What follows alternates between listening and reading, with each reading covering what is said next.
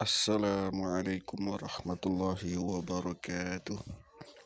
Alhamdulillahi rabbil alamin. Wabihi nasta'in ala umuri waddin. Wassalatu wassalamu ala asrafil anbiya'i wal mursalin. Wa ala alihi wa sahbihi rasulillahi ajma'in. Amma ba'd. Kita bersyukur kepada Allah subhanahu wa ta'ala atas limpahan rahmat dan karunia-Nya kepada kita semua. Semoga kita menjadi pelajar-pelajar yang penuh dengan semangat, belajar sungguh-sungguh dalam kondisi yang terbatas seperti saat ini. Mudah-mudahan Allah tetap memberikan kita ilmu yang bermanfaat. Salawat dan salam kepada Rasulullah, suri tauladan kita. Semoga kita juga mendapatkan syafaat di yaumul mahsyar. Sebelum kita mulai pelajaran, marilah kita berdoa kepada Allah Subhanahu wa ta'ala agar aktivitas kita pada hari ini menjadi aktivitas yang diridai dan memiliki berkah. A'udzu billahi minasyaitonir rajim. Bismillahirrahmanirrahim. Rabbi zidni ilman warzuqni fahman. Allahumma inni as'aluka ilman wa as'aluka rizqan tayyiban wa as'aluka Allahumma inni as'aluka ilman nafi'an wa rizqan tayyiban wa amalan mutaqabbala. Rabbana atina fid dunya hasanah wa fil akhirati hasanah wa qina adzabannar. Alhamdulillahi rabbil alamin. Baik, materi kita adalah sujud. Seperti telah kita pelajari pada minggu yang lalu bahwa sujud ada diajarkan dalam agama kita selain daripada sujud salat. Dan sujud hanya diserahkan kepada Allah Subhanahu wa ta'ala. Sujud dan ruku merupakan ibadah. Oleh karenanya sujud dan ruku ini tidak boleh dilakukan kecuali hanya untuk menyembah Allah Subhanahu wa ta'ala. Kita lihat di sebagian budaya orang di luar sana, budaya-budaya orang Jepang misalnya, mereka ketika menjumpai orang yang lebih tua atau teman sejawat atau rekan bisnis, mereka akan melakukan perilaku atau perbuatan semacam ruku, membungkuk. Nah, ini dilarang di dalam Islam.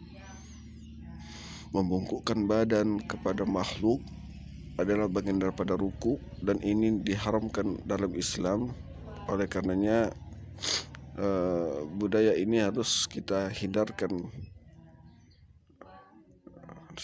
sedemikian mungkin untuk menguatkan tauhid atau iman kita kepada Allah Subhanahu wa ta'ala. Kepada orang tua saja kita dilarang untuk ruku ataupun sujud, ya. Yang diperbolehkan hanyalah salam dan mencium tangan. Maka telah kita pelajari untuk pertama pada minggu lalu adalah sujud syukur. Sujud syukur adalah sujud yang ditujukan untuk berterima kasih kepada Allah Subhanahu wa ta'ala. Sehingga sujud syukur adalah pembuktian rasa syukur atas nikmat yang telah Allah berikan, baik berupa ditambahnya kenikmatan itu atau terhindarnya seseorang dari mara bahaya. Maka sebagai bentuk wujud syukurnya disunahkan untuk melakukan sujud syukur sebagaimana hadis Nabi an Abi Bakrah anna Nabi sallallahu alaihi wasallam kana idza atahu amrun yasurruhu aw bushra bihi kharra sajidan syukran lillah, rawahu Abu Daud wa Tirmizi. Artinya dari Abu Bakrah, sesungguhnya apabila datang kepada Nabi sallallahu alaihi wasallam sesuatu yang menggembirakan atau kabar suka, beliau langsung sujud syukur kepada Allah. Hadis riwayat Abu Daud dan Tirmizi. Nah, sekarang kita masuk kepada sujud sahwi. Sujud sahwi adalah sujud yang dilakukan karena lupa atau ragu-ragu di dalam sholat, baik bacaan ataupun gerakan.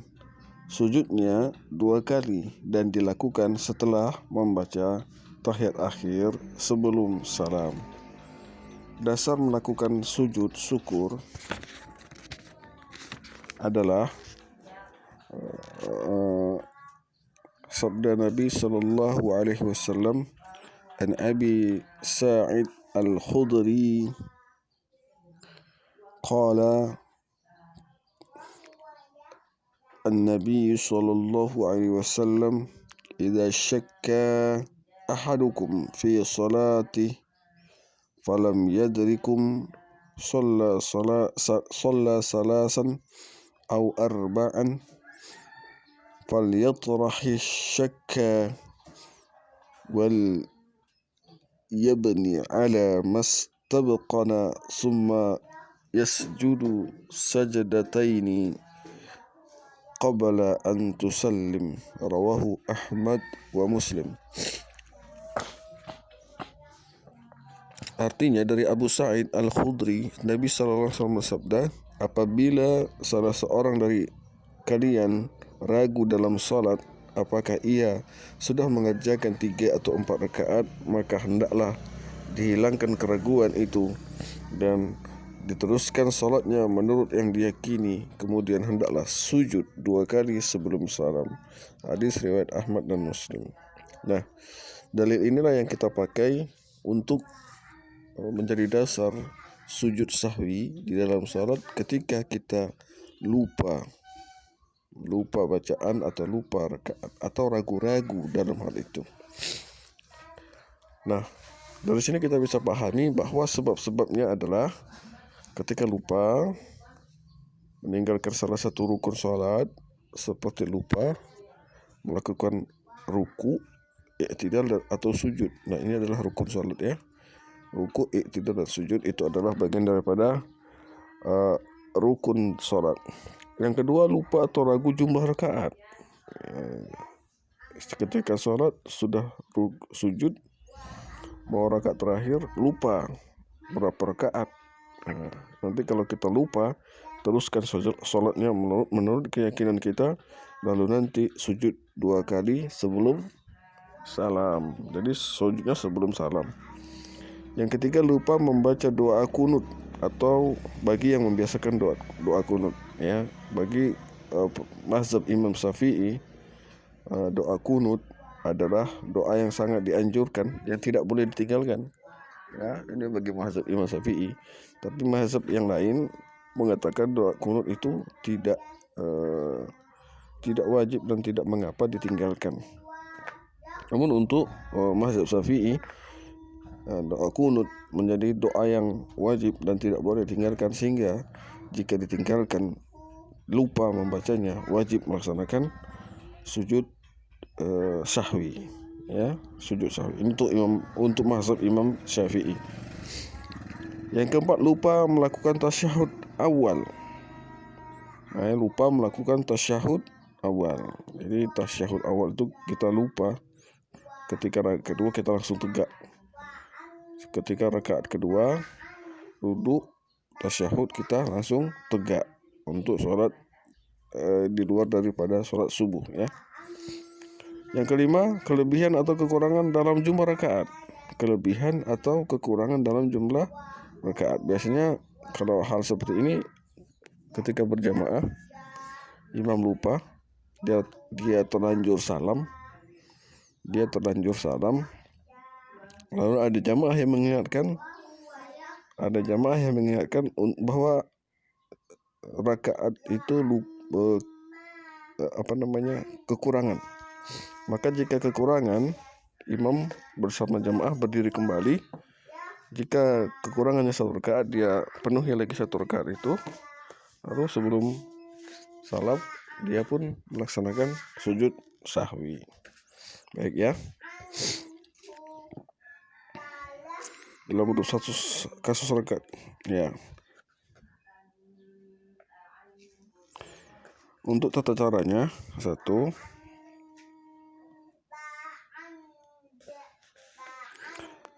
setelah selesai membaca tahiyat akhir langsung sujud, bagi dengan membaca Subhana man la yanamu wa la yashhu.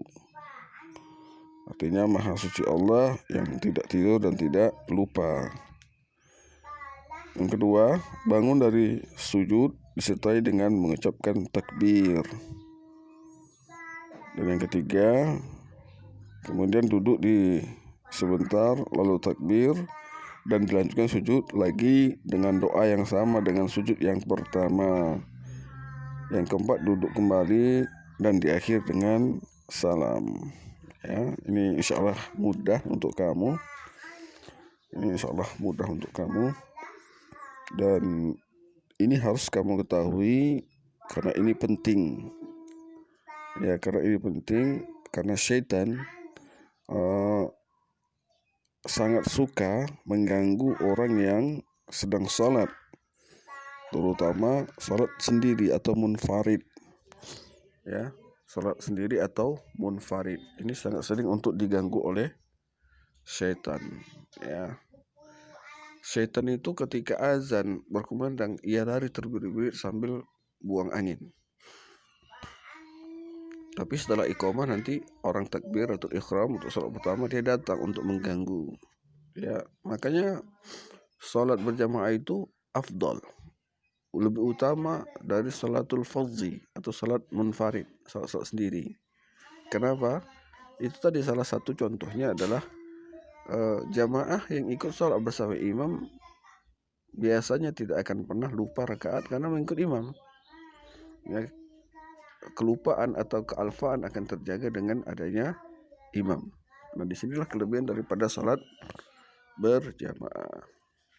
Ya, ini kelebihan daripada sholat berjamaah. Nah, syaitan ini sangat suka untuk menggoda, meyuaswis.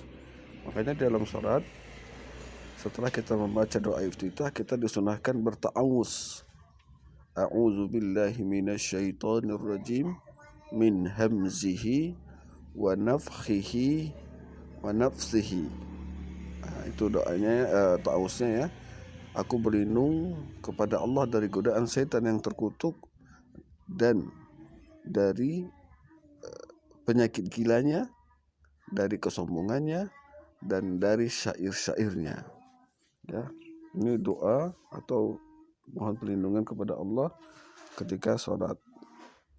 Nah, setelah kita membaca misalnya Subhanakallahumma bihamdika wa tabarakasmuka wa ta'ala jadduka wa la ilaha ghairuka a'udzu billahi minasyaitonir rajim min hamzihi wa nafthihi wa nafthihi bismillahirrahmanirrahim. Barulah kita membaca Al-Fatihah. Ini tujuannya adalah agar syaitan tidak mengganggu kita dengan izin Allah ketika kita sholat. Nah, ini ya untuk sujud sahwi. Sekarang kita lihat hikmahnya apa. Manusia tidak boleh berperilaku sombong dan angkuh karena manusia adalah tempat salah dan lupa. Yang tidak pernah lupa hanyalah Allah Subhanahu wa ta'ala. Orang yang berbuat salah, khilaf dan lupa harus segera memohon ampun kepada Allah dengan membaca istighfar. Demikian halnya ketika kita bersalah. Ya, dengan orang tua, guru maupun teman harus segera meminta maaf kepada mereka.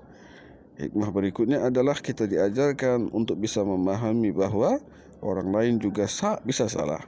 Jika orang tersebut mengaku kesalahan dan minta maaf, maka sebagai umat Islam diajarkan untuk segera memberi maaf.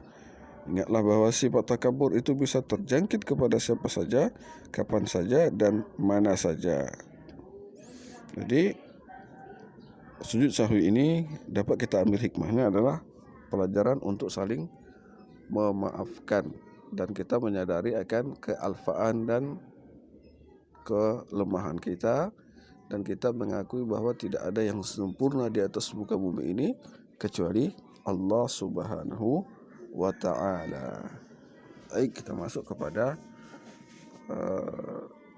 sujud tilawah. Ya, sujud tilawah ini, sujud tilawah adalah sujud yang dilakukan karena membaca ayat-ayat sajadah di dalam Al-Quran ketika sholat maupun di luar sholat. Sujud yang dilakukan ketika kita membaca ayat sajadah baik di dalam sholat maupun di luar sholat. Apa dasarnya? Ini ada sebuah hadis Nabi SAW Ani Bani Umar anna Nabi SAW kana yaqra'u alaina al-Qur'an fa idza marra bis sajadatin kabbara wa sajadana ma'ahu. Artinya dari Ibnu Umar, sesungguhnya Nabi SAW pernah membaca Al-Quran di depan kami. Ketika bacaannya sampai pada ayat sajadah, beliau takbir lalu sujud, maka kami sujud bersama beliau. Hadis riwayat Tirmizi. Nah, sebab-sebab sujud tilawah dilakukan karena pada saat membaca atau mendengarkan bacaan Al-Quran menemukan ayat sajadah, baik di saat sholat maupun di luar sholat. Adapun ayat-ayat sajadah yang ada di dalam Al-Quran berjumlah 15 ayat, yaitu surah Al-A'raf ayat 206, surah Ar-Ra'du ayat 15, surah An-Nahl ayat 49, surah Al-Isra ayat 109, surah Al-Hajj ayat 18, surah Al-Maryam ayat 58, surah Al-Hajj ayat 77, surah Al-Furqan ayat 60, surah Al-Naml ayat 25, surah As-Sajadah ayat 15, surah As-Sad ayat 24, surah Fussilat ayat 38, surah An-Najm ayat 62, surah An-Syiqaq ayat 21, surah Al-Alaq ayat 19. Nah, syarat-syaratnya adalah 1. Suci, 2. Menghadap kiblat, 3. Menutup aurat, 4. Nah, kemudian rukunnya apa? 3 aja ya tadi ya, suci, menghadap kiblat, dan menutup aurat. Rukunnya apa? Pertama niat, takbir ihram, sujud 1 kali dengan di awal bacaan takbir, duduk setelah sujud dengan tumakninah tanpa membaca tasyahud, lalu salam. Ya. Tata cara. 1. Sujud tilawah yang dilakukan di luar salat. Adapun cara yang untuk melakukan sujud tilawah di luar salat sebagai berikut.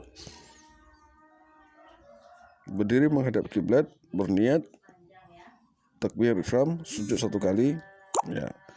Pada saat sujud membaca sajada wajhiya lilladzi khalaqahu wa syaqqa sam'ahu wa basarahu bihaulihi wa quwwatihi, yang artinya aku bersujud kepada Tuhan yang menjadikan diriku Tuhan yang membukakan pendengaran dan penglihatan dengan kekuasaannya. Nah, selanjutnya duduk sejenak lalu salam, ya. Nanti kamu coba hafalkan ini ya, bacaan sujud tilawah. Sajada wajhiya lilladzi khalaqahu wa saqqa sam'ahu wa basarahu bihaulihi wa quwwatihi. Ya, ini tugas kamu, hafalkan bacaan sujud tilawah. Hafalkan bacaan sujud tilawah. Ya, ini tugas yang harus kamu kerjakan. Caranya bagaimana?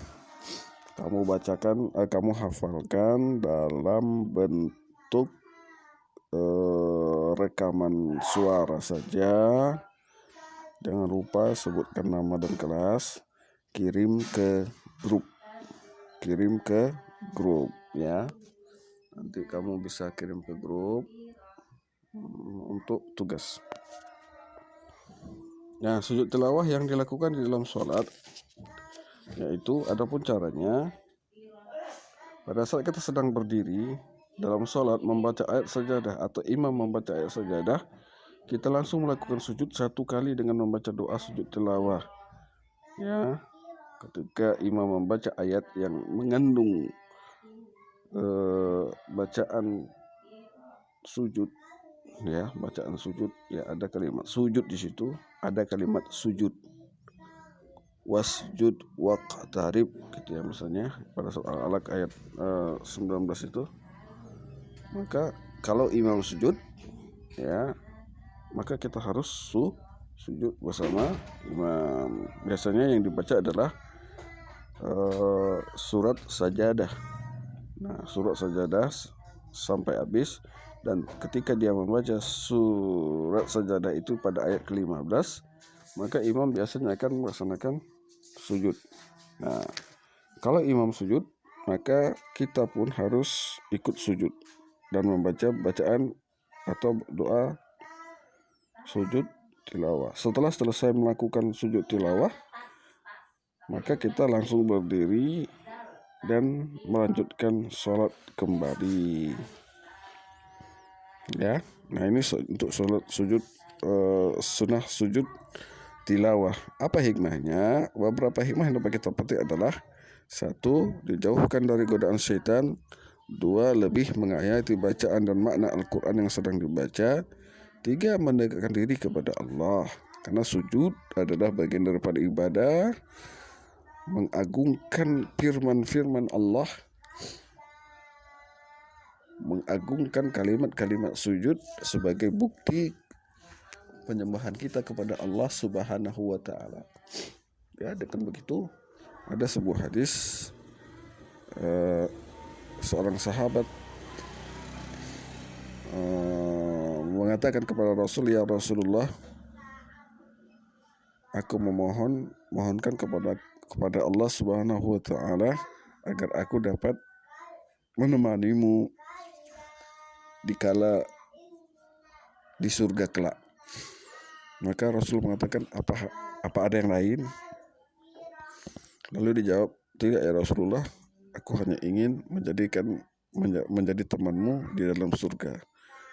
Maka Nabi mengatakan, "Maka kalau begitu, bantulah aku dengan memperbanyak sujud." Nah, dengan memperbanyak sujud, kalimat di sini adalah memperbanyak sholat. Dan salah satunya juga adalah memperbanyak sujud ketika menemukan sujud tilawah atau sujud sajadah. Ya, itu bagian daripada memperbanyak daripada sujud. Dan insya Allah kalau kita memperbanyak sujud, kita akan menjadi teman Rasulullah SAW di surga nanti. Amin, amin ya rabbal alamin.